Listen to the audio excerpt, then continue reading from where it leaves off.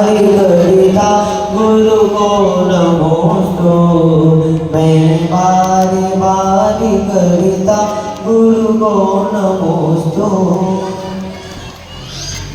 देवदत्तान सिद्ध परमेष्ठी भगवान की पूरी चेतना के साथ जयकारा लगा ले। आदि प्रभु आदिनाथ भगवान की, पारसनाथ भगवान की, संत शिरोमणि आचार्य भगवान विद्यासागर जी महामुनि राज्य की, जगत पूज्य मुनि कुंभ श्री सुधा सागर जी महामुनि राज्य की, समस्त 3 करोड़ महामुनि राज्यों की। महाराज होना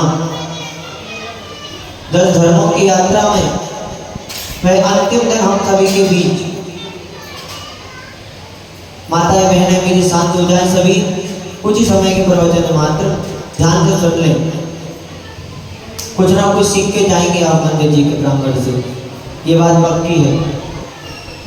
10 दिनों के माध्यम से किस प्रकार से हमने किसी स्वाध्याय को नहीं समझा, किसी शास्त्र को नहीं पढ़ा, किसी धर्म पर प्रवचन नहीं दिए, ना तो क्षमा पर प्रवचन दिए, ना मार्दव पर 10 धर्मों पर तो प्रवचन ही नहीं है। मात्र और मात्र हमने तो ये सीखा है कि जीवन जीने की वास्तविकता में कला क्या है। 10 दिनों में हमने ये सीखा है। 5 दिनों बाद भी आपसे बोला था कि अपनी अंतरात्मा में हाथ रख के परीक्षण कर लेना, क्या मेरी आत्मा में बदलाव हुआ है, क्या मैंने धर्म का आचरण कुछ किया है। पीछे की महिलाएं ध्यान से सुने, शांति बनाए रखें। जो महिलाओं को बैठना है वह बैठे, और नहीं बैठना तो बच्चे इत्यादि को लेकर वे जा सकते हैं, लेकिन शांति बनाए रखें। विशेष निवेदन है, कुछ ही समय की बात है मात्र। 10 दिनों के माध्यम से हमने वह सीखा कि किस प्रकार से वह मंदिर जी में आने की प्रक्रिया क्या होती है, मंदिर जी में किस प्रकार के भावों को लेकर आते हैं, मंदिर जी के प्रांगण में किस प्रकार की शुद्धता रखते हैं। मात्र यही बात मैंने आप लोगों को 10 दिनों के माध्यम से बताई है। जिस प्रकार से हमने वह 4 कसाइयों का त्याग कर दिया, मंदिर जी के प्रांगण में क्रोधवान माया लोभ को नहीं करेंगे, सत्य का दीपक अपने जीवन में जला लेंगे, संयम के माध्यम से छोटे छोटे से नियमों को मंदिर जी के प्रांगण में, हाँ मैं संयमित वस्त्रों को पहन कर आऊंगी, संयम के साथ अपना जीवन मंदिर जी के प्रांगण में मात्र सीखा हमने। तब के माध्यम से अपने जीवन में वह किस प्रकार से व्रत नियम संयम को अंगीकार करेंगे सीखा। त्याग के माध्यम से मैंने ये सीखा कि अपने जीवन में मुझे पुण्य के कार्यों को असीमित और पाप के कार्यों को सीमित करना है। इतना सही मात्र मैंने ये विचार किया है और आप लोगों के मध्य रखा है। आगे जन्म में मैंने ये बताया मेरे सगी संबंधी कोई नहीं है, ये हमारी वास्तविकता है। सगी संबंधी हमारी कोई भी नहीं है। इस संसार में हम अकेले आए थे और अकेले ही हमें जाना है। हमारे साथ हम बोलते हैं कि हमारे भैया जी बच्चों के लिए हम कर रहे हैं, लेकिन स्वयं का धर्म भी तो हमें प्राथमिकता देना चाहिए, स्वयं के धर्म की भी हमें रक्षा करना चाहिए। किस प्रकार से मैं बताया कि आखिर जन्म अर्थात इस संसार में कोई भी हमारा अपना नहीं है, यहाँ तक कि माता पिता भी अपने नहीं है, और वह माता पिता भी ये मान ले कि ये बच्चे भी अपने नहीं है। वह भी किस प्रकार से 4-4 5-5 बालक होने के बाद भी वह देखिए किस प्रकार से बाहर इत्यादि व्यापार इत्यादि करने लगते हैं, और वह माता पिता को ही भूल जाते हैं। हमें विचार करना है बंधुओं, अपने बच्चों को खूब पढ़ाओ लिखाओ, इतना पढ़ाओ बहुत पढ़ाओ, लेकिन अपने ही नगर में अपने ही देश में बच्चों को ऐसी शिक्षा दो कि वह हमारी वृद्धावस्था में हमारी सेवा कर सके, हमारी आंखों के सामने रह सके। हमें विचार करना है बंधुओं, किस प्रकार से धर्म का आचरण करने का विचार तो करो। अपने जीवन में हम क्रोध मान माया लोग कसायों को इस प्रकार से स्थान दिए हुए हैं कि धर्म की बात हमें नहीं सुहाती। और आज वह अंतिम दिन हम सभी के बीच उत्तम ब्रह्मचर्य का दिन। ब्रह्मचर्य की वह अखंड साधना कैसे होगी गृहस्थ अवस्था में, कैसे हो पाएगी। हमारे बच्चे कैसे ब्रह्मचर्य का पालन करेंगे, नहीं कर पाएंगे। वास्तविकता है ये, हम ब्रह्मचर्य का पालन गृहस्थ अवस्था में रहते हुए नहीं कर पाएंगे। अब हमें विचार करना है, ये ब्रह्मचर्य का धर्म आया है भैया जी, आप तो मात्र हमें ये बता दो कि अपने जीवन में हम कैसे बदलाव कर ले। आप भी गृहस्थ अवस्था में रहते हैं, आपने भी अपने जीवन में कुछ व्रत नियम संयमों को धारण किया होगा, तो हमें विचार करना है बंधुओं। आज ब्रह्मचर्य की बातें हैं। आगे चलने के जब हमने सब कुछ छोड़ दिया, माता पिता बहनों सबको छोड़ दिया, लेकिन हमारे विकारी भाव मन में से अभी भी नहीं गए। ब्रह्मचर्य की अखंड साधना अर्थात रावण से ही दृष्टांत ले लो आप कि रावण के वह 10 मुख थे और 10 मुख की वह 20 आंखें, लेकिन उसकी मात्र एक स्त्री पर नजर थी, वह थी सीता। मात्र और मात्र वह सीता को चाहता था। और आज की हमारी स्थिति क्या है? एक मुख, 2 आंखें और नजर हमारी हर ओर। हमें विचार करना है बंधुओं। गृहस्थ अवस्था में मात्र 2 प्रकार के जीवन बताए थे आप लोगों को बीच में भी, आज वह चरितार्थ हो गया।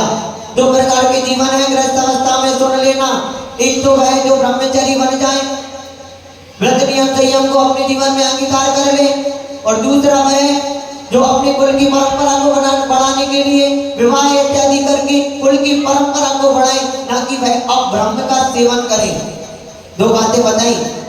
सच्चा गृहस्थ अवस्था का श्रावक कुल की परंपरा को बढ़ाने के लिए वह क्रियाएं करता है, और एक वह जो अब्रह्म का सेवन करता है, ब्रह्मचर्य का पालन नहीं करता। गृहस्थ अवस्था में सुन लेना कैसे धारण करे। अरे हम 10 दिनों में भी वह ब्रह्मचर्य को अपने जीवन में अंगीकार नहीं दे पाते। हमें विचार करना है बंधुओं। 10 धर्मों को मनाने बैठे हैं, वास्तविकता बात की जाती है, जो सच्चाई है उसकी बात की जाती है। ये शास्त्रों का स्वाध्याय तो हमें कुछ समझ में ही नहीं आता जब हमें मंदिर जी में आने की क्रियाओं को हम नहीं समझ पाए। 10 दिनों के बोलने के बाद भी आज मैंने अध्यक्ष साहब जी से बोल दिया कि आज तो प्रवचन करने की आवश्यकता भी नहीं है, इतना बोल रहे हैं और बोल के क्या हो जाएगा, बदलाव कुछ नहीं आ रहा हमारे जीवन में। मंदिर आने की क्रिया नहीं सीख पा रहे हम बंधुओं। क्या आप 10 धर्मों को मनाएंगे? बहुत अच्छे से सुनते हैं यहाँ बैठ कर, तो अपने जीवन में वह बदलाव लाओ। गृहस्थ अवस्था में रहने का बदलाव नहीं बोल रहे, मंदिर जी की क्रिया में मात्र इतनी शुद्धता रख लो, शुद्धता रख लो, शुद्धता रख लो, तो वास्तविकता में देखना हमारे जीवन में किस प्रकार से वह धर्म का दीपक जल जाएगा। छोटी छोटी सी बातें हैं, ये समझाना पड़ता है। आज ब्रह्मचर्य का दिन है, अपने जीवन में किस प्रकार से ब्रह्मचर्य को धारण करना है। 2 मार्गों को चुन लेना, 2 मार्ग में से या तो ब्रह्मचर्य व्रत ले लेना, व्रत नियम संयम को धारण कर लेना, या गृहस्थ अवस्था में रहते हुए कुल की परंपरा को बढ़ाने के लिए वह क्रियाएं इत्यादि करना। 2 प्रकार के हैं, तीसरे प्रकार के तो कोई व्यक्ति ही नहीं बताई। आचार्य महाराज, हमारे मुनि महाराज इत्यादि ने तीसरे प्रकार का किसी प्रकार का कोई व्यक्ति नहीं बताया, मात्र 2 प्रकार की बातों को बताया है। हमें विचार करना है ब्रह्मचर्य का कैसे धारण करें, मंदिर जी के प्रांगण में कैसे धारण करें। ब्रह्मचर्य की बातों को सुन लेना। अभी मैं चर्चा कर रहा था, तो चर्चा में मैंने बोला, एक व्यक्ति बोले कि एक व्यक्ति बड़े पुराने कपड़े पहनकर आ जाती है भैया जी मंदिर जी में, तो सागर जी महाराज जी ने बोल बताया था। हम बड़ी ठाट बाट के साथ गृहस्थ अवस्था में रहते हैं और मंदिर जी के प्रांगण में फटे पुराने या पहले कुचले कपड़े पहनकर आते हैं, तो हमारा उसमें घाटा है। क्या घाटा है? हमारे घर में दरिद्रता आती है ऐसे कार्य करने से। क्या आती है? दरिद्रता आती है हमारे घर में। मंदिर जी के प्रांगण में मैले कुचले कपड़े पहनकर आने से, लोअर टी शर्ट पहनकर आने से। लोअर टी शर्ट आप कहाँ उपयोग करते हैं? रात्रि कालीन वो उपयोग करते हैं। प्रभु के दरबार में वह बिस्तर आदि के कपड़े पहनकर आ रहे हो, विचार करो। ब्रह्मचर्य की बात सुनने आज हम बैठे हैं, ब्रह्मचर्य की बात सुनना है। किस प्रकार से वह मात्र गृहस्थ अवस्था में रहते हुए मंदिर जी के प्रांगण में मात्र कितना नियम ले लेना। मंदिर जी के प्रांगण में मात्र ऐसे भड़काऊ प्रकार के कपड़े पहनकर नहीं आऊंगी, या ऐसे फटे पुराने वह फटे फटाए जीन्स इत्यादि पहनकर युवा वर्ग के साथ ही हमारे नहीं आएंगे। इस प्रकार का मात्र नियम ही ले लिया। मंदिर के प्रांगण को शुद्ध करने की बात हो रही है अभी तो मात्र और मात्र मंदिर जी का प्रांगण। मुझे नहीं लगता, वास्तविकता में नहीं लगता कि इस प्रकार के प्रवचन अभी तक किसी पंडित जी ने या भैया जी ने दिए होंगे। मेरे प्रवचन हर जगह यही होते हैं कि मंदिर जी का प्रांगण शुद्ध कर लो। कई कई स्थानों में तो ऐसा दिखने में आया, वहां पर व्यक्ति जैन समाज के व्यक्ति, जैन समाज के युवा के साथी वह मंदिर जी में गुटखा चबाए हुए हैं। गुटखा का ऐसा बिल्कुल दबा लिया, ना तो मुचल्ला ना कुछ चल्ला, सिर्फ उसका रस ले रहे हैं मंदिर जी में बैठ के। बंधुओं, हमारी गति कहाँ होगी? क्या होगा हमारा? क्या हम इसी प्रकार से चलते रहेंगे और कौन ना ऐसी दोबारा वह बीमारी कोई ना आ जाए, ना आए ऐसी कोई बीमारी। ये बीमारी से शिक्षा ले लो कम से कम कि धर्म का आचरण जिस व्यक्ति ने किया था वह अभी भी जीवित है और वह उसका स्वास्थ्य भी हो गया और उसका उद्धार भी हो गया। छोटा सा दृष्टांत याद आ गया, सुन लेना, धर्म का आचरण कर लेना। मेरे जीवन की स्वयं अपने जीवन में एक दृष्टांत आपके मध्य रखता हूँ। प्रत्यक्ष उदाहरण है। मेरी चार बहनें हैं।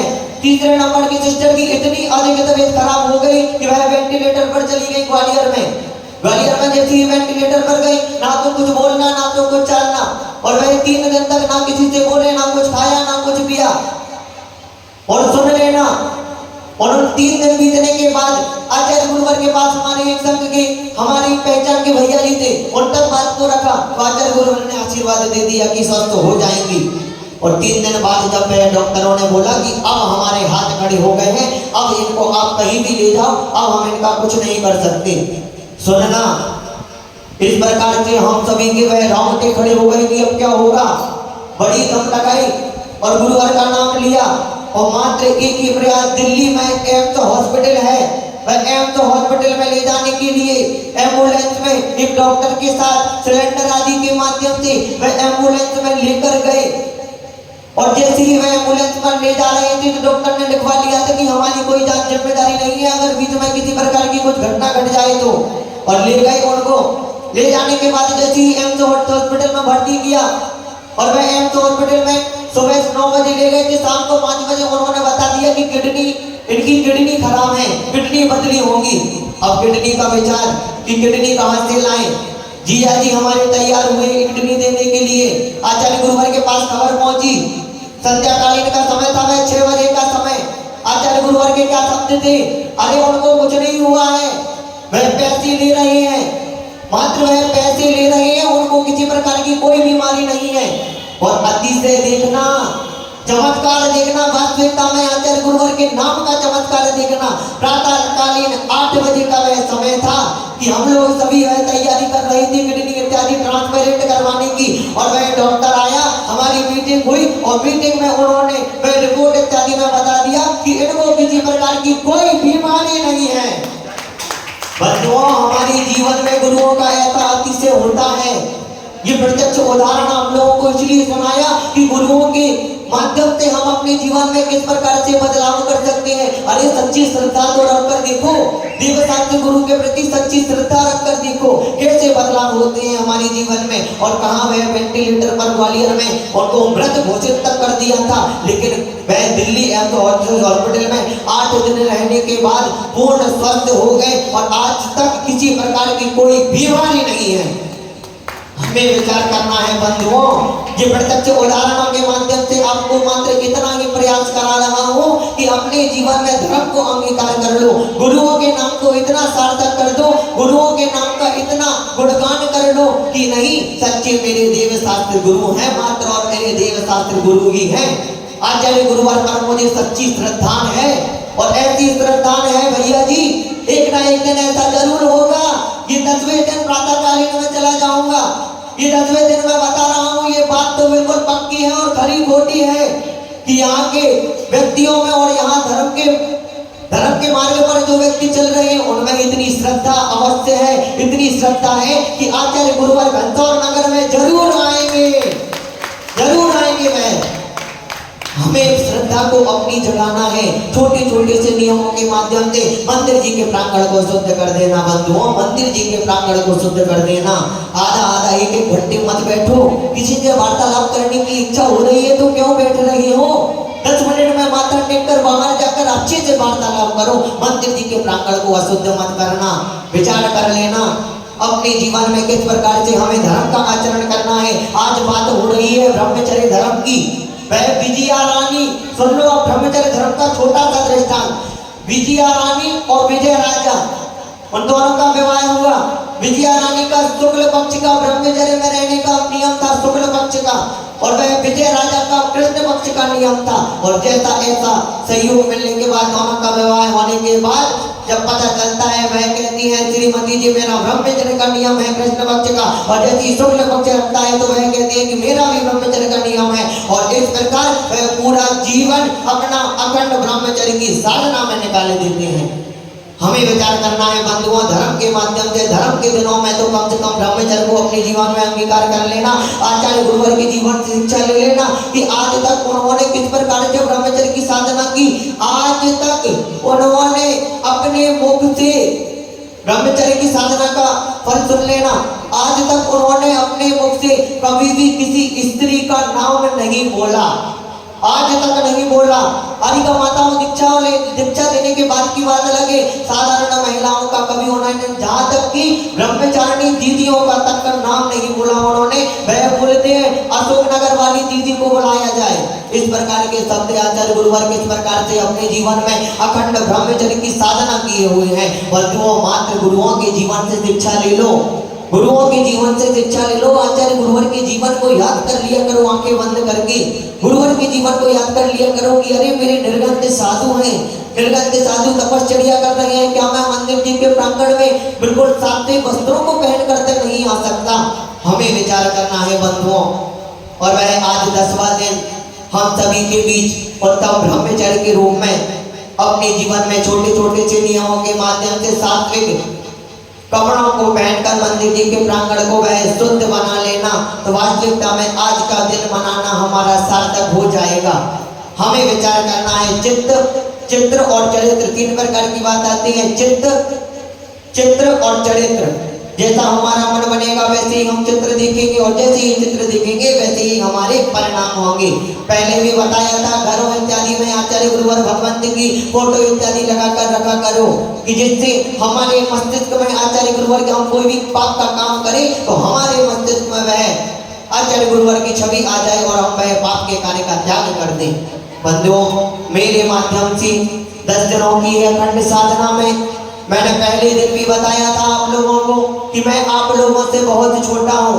अगर ये 10 दिनों की आराधना कराने में मेरे से कोई गलती हो तो मैं पहले ही दिन आपसे बोल गया था कि मुझे क्षमा करना।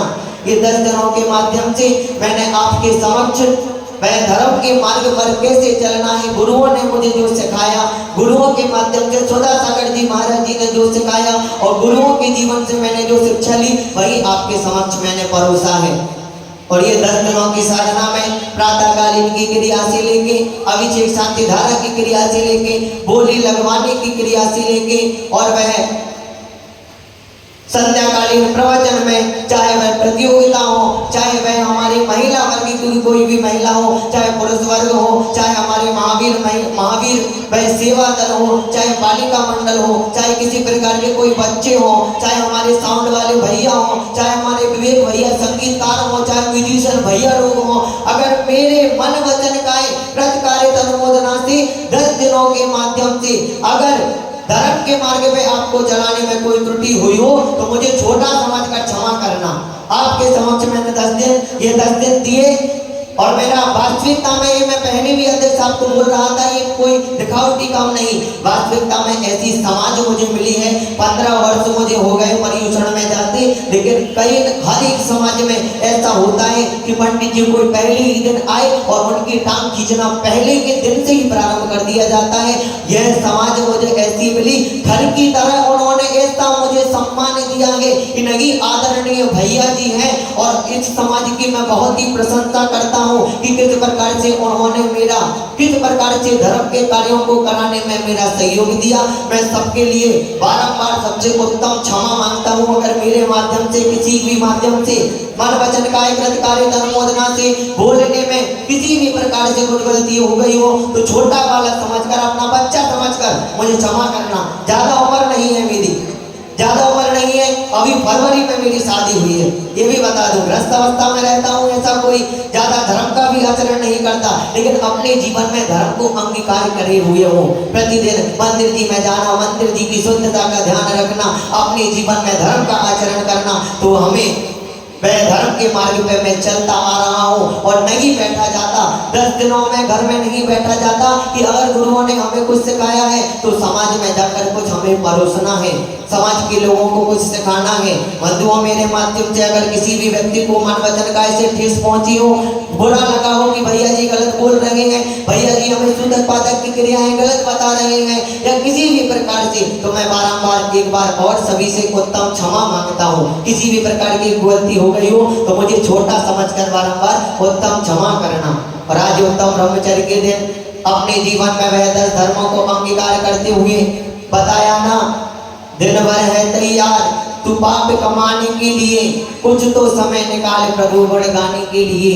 10 दिनों के बाद ये मंदिर सूने ना पड़ जाए, प्रभु का दरबार सोना ना हो जाए, प्रभु चरणों में अर्जी लगाते रहना बंधुओं, प्रभु चरणों में अर्जी लगाते रहना।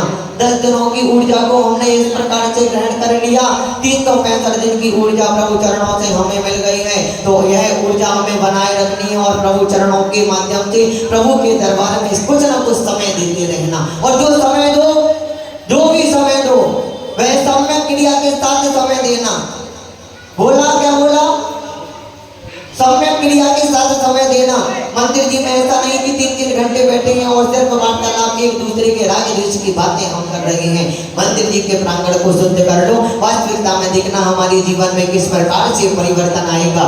उत्तम ब्रह्मचर्याता आत्म शुद्धि प्रगटाता, 10 धर्मों को पाने को जीवन सफल बनाना है।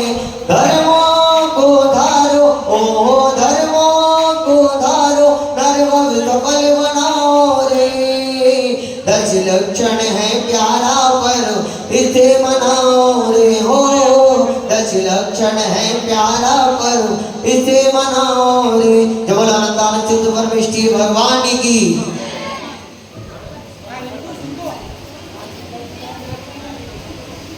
जवानी के ज्ञान से सूझे लो कालो, सोहानी मस्तक नमो सदा देव होलो।